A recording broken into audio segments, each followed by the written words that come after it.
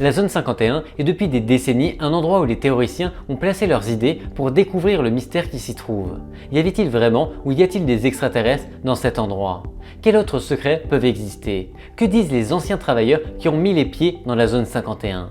Restez avec nous et nous vous expliquerons tout ce que nous savons pour que vous puissiez découvrir chacune des anecdotes qui ont donné naissance à ce qu'on appelle la capitale mondiale des ovnis.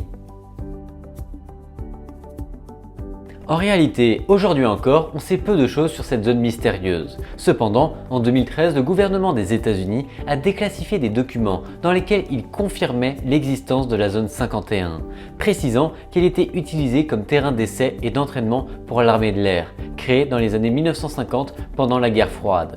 Cependant, les témoignages de nombreuses personnes au fil du temps disent le contraire. Ces mêmes personnes, il y a des dizaines d'années, ont été témoins d'événements étranges qui entretiennent toujours le véritable mystère de la zone 51. En fait, les travailleurs de l'époque ont dû garder le silence sur tout ce qu'ils faisaient dans cette zone. Ils ont dû mentir à leur famille pour garder le secret de tout ce qu'ils ont fait ou vu à l'intérieur de la zone 51. Imaginez maintenant, rentrer chez vous et ne pas dire à votre famille ce que vous faites réellement. Mentir pour garder un secret n'est pas facile, et encore moins lorsqu'il s'agit de votre propre famille. L'un des pilotes, par exemple, a dit à sa femme qu'il travaillait à la réparation de téléviseurs. Incroyable, mais vrai. Un autre fait intéressant que vous ne croyez peut-être pas aujourd'hui est que le président Bill Clinton, lui aussi, n'avait pas toutes les accréditations pour savoir ce que faisaient les entrepreneurs travaillant sur la base. En d'autres termes, même le président des États-Unis lui-même ne savait pas ce qui se passait dans la zone 51, à tel point que la zone 51 était tellement cachée que le président n'en était pas informé. Il y a beaucoup à réfléchir, peu à dire. La zone 51 fait partie des mystères que beaucoup d'entre nous aimeraient connaître. Cela étant, certains mythes et légendes y ont vu le jour. Des témoignages comme celui du colonel Hugh Slater a déclaré dans son interview au Los Angeles Times en 2014 qu'à l'époque, on testait des avions qui volaient 3 fois plus haut qu'un avion de ligne et à une vitesse supersonique. Les gens se trouvaient donc dans un environnement cryptique, pour ainsi dire, et dans un boom où la technologie aéronautique n'en était qu'à ses débuts. Cependant, comment pouvons-nous savoir si cela est vrai? Beaucoup de gens voient quelque chose et la chose normale est d'expliquer une réalité plus raisonnable. Mais la vérité peut-elle être vraiment vue par tout le monde? Pour vous donner une idée, il y a des témoignages au fil du temps qui peuvent suggérer un comportement suspect de la part des militaires extérieurs à la zone 51. L'un des épisodes les plus connus est l'incident enregistré en 1947 à Roswell, au Nouveau-Mexique, où les restes d'un objet particulier ont été trouvés, ce qui a suscité toutes sortes de spéculations lorsque les camions blindés ont emporté les débris trouvés. Comme il n'y avait pas d'explication officielle, le journal régional Roswell Daily Record a publié le titre suivant « L'armée capture une soucoupe volante dans un ranch de la région de Roswell ». À partir de ce moment, la polémique a été déclenchée et c'est alors qu'un des responsables de l'Air Force a tenté de rassurer la population sur la prétendue soucoupe volante, sans réussir à la convaincre, puisque la population a pu voir les photos du journal et qu'il était évident le manque de similitude d'un ballon météorologique, donnant du crédit à la zone 51 comme zone OVNI. Cet événement a été expliqué en 1994 lorsque les forces armées ont déclaré qu'il s'agissait d'un microphone soulevé avec un ballon, qui était lié à un projet secret visant à détecter les essais nucléaires soviétiques. Cependant, les théoriciens de la conspiration affirment qu'il s'agissait en fait d'un vaisseau spatial extraterrestre qui a ensuite été mobilisé vers la zone 51 pour y être examiné. Alors, qui croire ? Une des théories de conspiration les plus sombres est que des expériences sur des êtres humains ont été menées dans la zone 51. Le projet Abigail, par exemple, porte le nom d'Abigail Wester, la fille d'un scientifique de la base militaire qui, selon la légende urbaine, a été testée avec des niveaux de radiation. Selon certains, les effets des radiations ont détruit sa peau et la jeune femme a fini par devenir folle et dépendante des substances auxquelles elle avait été soumise. Certains pensent qu'elle est restée pendant des années cachée dans une cellule à l'intérieur de la zone 51, et d'autres indiquent qu'elle s'est échappée dans le désert. Cependant, l'absence de preuves ne permet pas de penser que cela s'est réellement produit.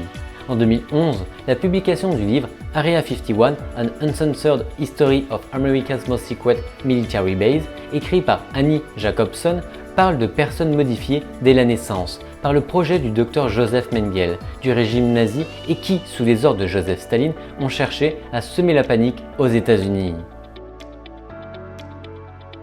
Il y a plusieurs façons de considérer la zone 51 comme une énigme, et pas seulement pour la présence d'ovnis ou d'extraterrestres, mais de prétendus voyages dans le temps et l'hypothèse où l'on croit que l'arrivée de l'homme sur la Lune était une farce et où il a effectué le tournage du prétendu exploit. D'autres personnes pensent que la base possède des tunnels de métro qui mènent à Las Vegas.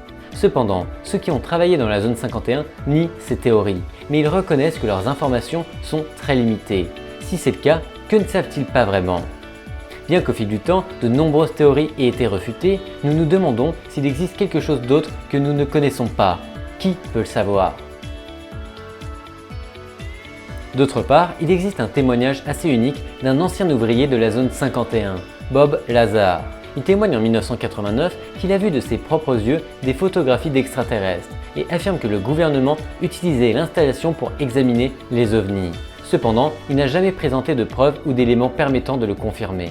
Un autre ancien travailleur, Jim Friedman, qui était administrateur de la base, a déclaré au National Geographic qu'il avait entendu dire que la zone 51 n'était qu'une façade pour une zone encore plus secrète qu'il n'y paraît. Mais, comme de nombreux témoins, il n'avait aucune preuve pour le prouver.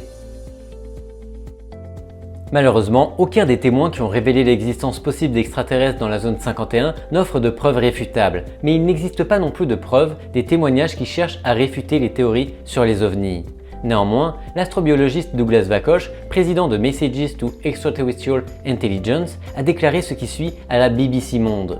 Le besoin compréhensible de protéger les informations militaires classifiées donne aux théoriciens de la conspiration les munitions dont ils ont besoin pour affirmer que des extraterrestres s'y cachent. En d'autres termes, ils suggèrent que le secret de la zone 51 leur donne une bonne excuse pour ne pas être en mesure de fournir des preuves, de sorte qu'il y aura toujours une explication qui pourra clarifier tout événement passé.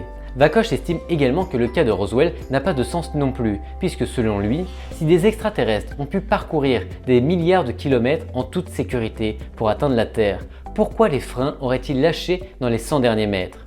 Ce qu'il dit est tout à fait logique.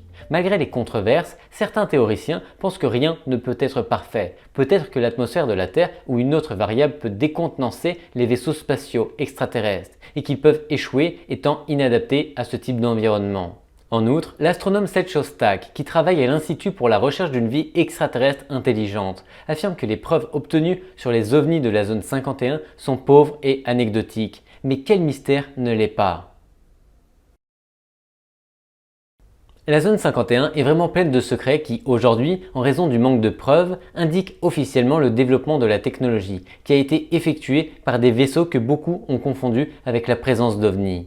Encore plus dans les années 50 et 60 quand on pouvait argumenter l'inconnu pour donner une explication logique. Cependant, il existe encore des informations peu convaincantes. Quelque chose est expliqué mais il n'y a pas de preuves physiques. Peut-on y croire ? Beaucoup tentent de le nier, mais il faut aussi voir pour croire, n'est-ce pas ?